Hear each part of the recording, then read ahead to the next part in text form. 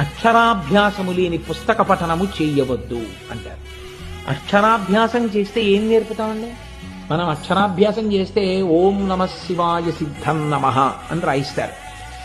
అక్షరము అంటే నాశనము లేనిది. నాశనము లేని దాన్ని పట్టుకున్నవాడు నాశనము లేని స్థితికి వెళ్ళాలి. ఇది మొట్టమొదట రాయిస్తారు. ఆ రాయించేటప్పుడు ఎవరు అటువంటి అనుగ్రహాన్ని పొంది ఉన్నాడో అటువంటి పెద్దలు ఆ చేతిని పట్టుకుని బియ్యంలో కదిపిస్తే ఆ చేతిని అతనికి సహజంగా లేకపోయినా శక్తి ఆయన అనుగ్రహం చేత కొంతవరకు పెరుగుతాడు. లేదా ఒక్కొక్కచో ఆయన కటాక్షం అలా ఉందనుకోండి, ఏమో పూర్ణమైనటువంటి స్థితిని పొందినా పొందొచ్చు సరస్వతి అనుగ్రహాన్ని. అక్షరాభ్యాసము లేని పుస్తక పఠనము చేయవద్దు అంటారు.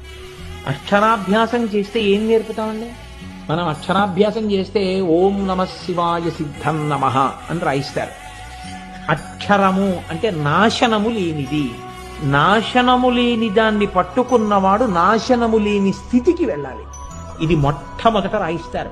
ఆ రాయించేటప్పుడు ఎవరు అటువంటి అనుగ్రహాన్ని పొంది ఉన్నాడో అటువంటి పెద్దలు ఆ చేతిని పట్టుకుని బియ్యంలో కదిపిస్తే ఆ చేతిని అతనికి సహజంగా లేకపోయినా శక్తి ఆయన అనుగ్రహం చేత కొంతవరకు పెరుగుతాడు.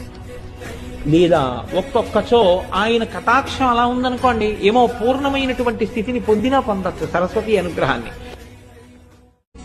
అక్షరాభ్యాసము లేని పుస్తక పఠనము చేయవద్దు అంటారు.